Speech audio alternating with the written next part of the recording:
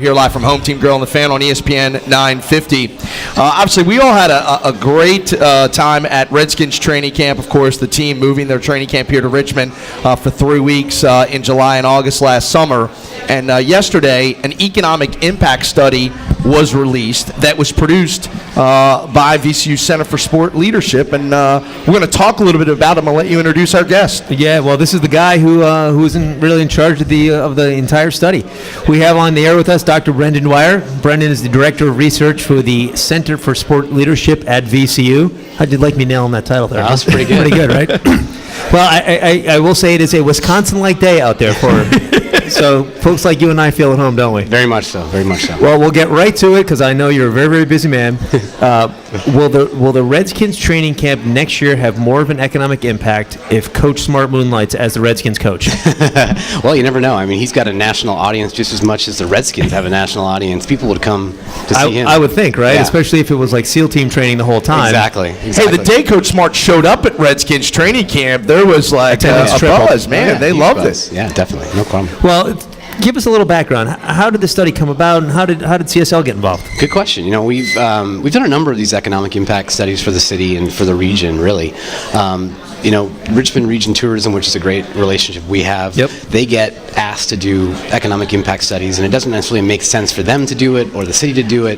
To have a third party like us do it makes a lot of sense. And we've done studies for the CAA tournament. We've done studies for Jefferson Cup, the soccer tournament, some of the Richmond Kickers soccer tournaments. So they came and asked us right before training camp, actually, if we wanted to do it. And we obviously, you know, getting involved makes a lot of sense for us, too. So.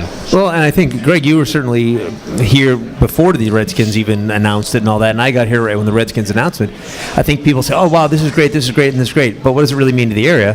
What your folks did is quantify it. Yes, absolutely, and, you know, it's, you know, going into it, you know, we are a third party. We're objective as we possibly can be, so, you know, it doesn't make a difference to us whether there's positive or negative necessarily. So, you know, I think the biggest thing that they were worried about, or we were worried about, was what was the number of people that were coming from outside of the city, from outside of the region, and, you know, that number was, you know, what we found in our sample was 61%, you know, 61% from outside of the Richmond MSA, which just goes to show the power of the Redskins brand as a national brand. You know, fans are willing to travel to get access to the athletes and to get access to football. And so it means a lot to the city. It means a lot to the area. We can get those tourists, those sports tourists in town spending their money. And that's important because that's the group you have to focus on. The people from Richmond that are spending money, that really doesn't affect the economic impact. Yes. Yeah, that's not an economic impact because, you know, if someone spends $50 from, you know, Henrico in the city of Richmond, it's all the same economy. They would have spent that $50 somewhere else. Really, our study focuses on people that are non-local, that are from outside the Richmond MSA, which is the surrounding counties of Richmond, and getting those people to come here is huge. When they spend $1 anywhere, let's say here, at Home Team Grill will then spend that money somewhere else in the city of Richmond. That money just kind of reverberates around the area, which is great for Richmond. Well, and it's half-price burgers. So if you can get half-price burgers, I mean, well, how could you not spend $1 doing that? Exactly. Well, and how do you go about it? I mean, get sort of, you know, I think most of our listeners would say, you know, how do you go about this, and what kind of data do you analyze and all that? Yeah, and, you know, we partnered with the Redskins in doing this because, you know, they had the process of having to go online to sign up to go to training camp, and they also had a question, an opt-in question to if you want other information, and we used those email addresses and sent it out to thousands of, you know, Redskin training camp attendees. And we asked them, the ones that responded, we asked them a series of questions like, where did you spend your money? We had 13 or 14 different categories related to money spent at full-service restaurants, lodging, fast food restaurants, entertainment, you name it. There were 14 different categories. And what we do is we take those numbers and then add it to a multiplier effect, which is that idea of the money reverberating around the economy. And that comes up with, we also had, you know, what the Redskins spent in the Richmond area is a huge amount of money. They were here for, some of their people were here for a month or over a month setting up. So all the money they spend in the Richmond area also counts as part of economic impact. Well, and as you look at the first year, I mean, I think if you're the Redskins or the city or whomever, you'd have to say this is a huge success for us. Can you give our listeners some of the highlights of it? Oh, first of all, like I said, the 61% outside the Richmond MSA is huge. Also, the amount of money that, you know, some of the people spent overnight, that were the overnight visitors. You know, a quarter of the visitors from outside the Richmond MSA spent at least one night in the hotel, but Yep. Some of those numbers were 8-9 nights they spent in the Richmond area, and they spent a lot of money. They spent more money at restaurants, they spent more money at entertainment, more money at shopping. Those are all huge things. I think those are huge things for that. Also, in just money that was spent, we also looked at, and this wasn't part of the economic impact, but the money spent by people from the Richmond MSA was important too. Yep. We asked people that, because our sample went out to anyone that went to attend the training camp. So people that were from Henrico that spent, we asked them, what did you spend directly related to training camp? There was $3.1 million just on direct spending from the Richmond area. Merchandise, food, things like that. And they're right? bringing people down to this part of the city that's really important. You know, to get them to spend bars and that sort of thing. So it's not just the non-local, but it's also local spending that's important as well. Bruce Allen had a quote saying, it was maybe on the Redskins website or something, this is the best thing we did on the field all year. And I'm not sure he's wrong about that. Yeah. But, you know, the team was coming off a huge year, hosted a playoff game, RG3, everyone had a lot of excitement, so there was some excitement.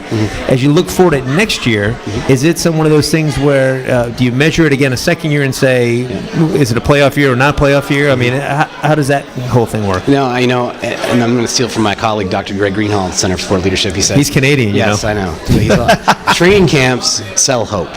Right? They sell hope. Yeah. Every year they're selling hope. And we're, as fans, we're quick to forgive. We're always looking, and no more league than the NFL. You have a chance to go from, you can look at the Carolina Panthers, you can go look at Kansas City Chiefs, you can go from last place to division champ. So what the Redskins did this year in providing access to kids especially, but to all fans, is one of a kind. You can go to other training camps, you're not going to see the access the Redskins provided. So I think that word's going to spread. People are going to continue to come. There's going to be a new coach. There's going to be buzz around that. We got a healthy RG3. Those are all things that people are going to look forward to as hope.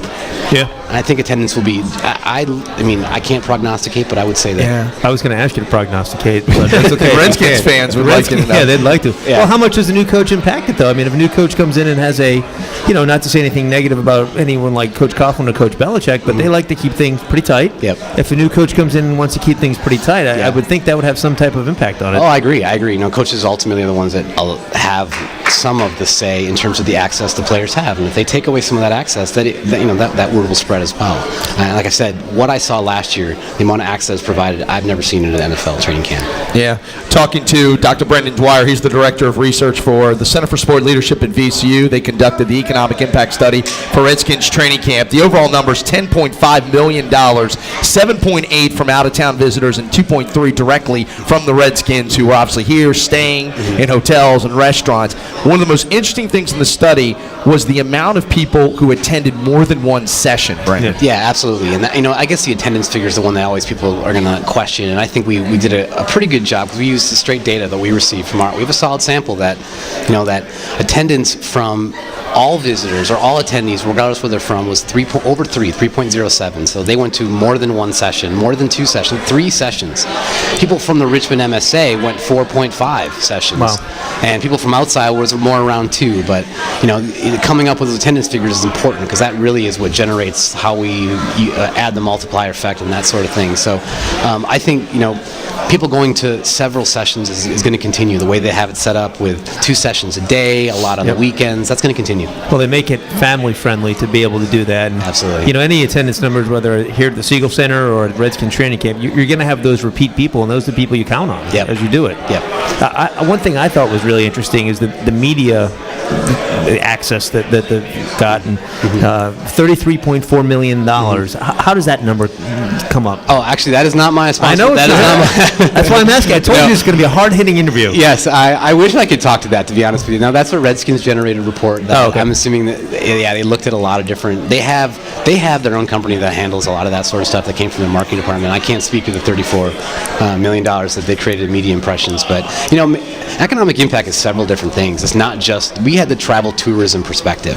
Right. I mean, there's nothing talking about the construction, the permanent construction on Lee Street, which is huge. I mean, that provided jobs. It provides an opportunity for future use. So community use. That's and all also that. an economic impact. You also have, the sales tax figures. There's a lot of ways to measure economic impact. We had obviously a very important part of it. But the media impressions, just because the city essentially partnered with the NFL. Anytime you partner with the NFL, you're partnering with a multi-billion-dollar industry, and that media that stems from that is amazing. So if another NFL team came to you and said, Bernie, you're the expert, we want to move our training camp 100 miles away to another city where our base is located, what recommendations do you have for us? For the team? Yeah.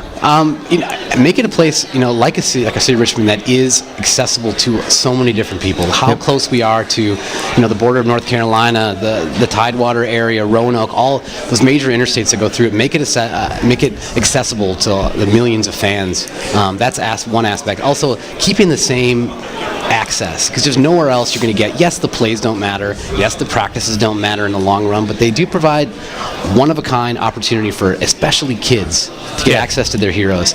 Anytime you get the kids, you get the parents. When you get the parents, you get the money. Yeah, certainly no one's going to go to training camp with the average fan and go, well, I think so-and-so's looking good. He should have some more playing time. Or, it's really the access and the family fan experience that you talk about. Exactly. Keeping it free, too. Yes, that was a huge factor huge in all of this. No question. And, training camps are training camps. Like I said, they're always going to be somewhat positive because everyone looks to the season, whether it's baseball or football, but especially football, as it's going to be a positive season. We're winning it this year. This is our year.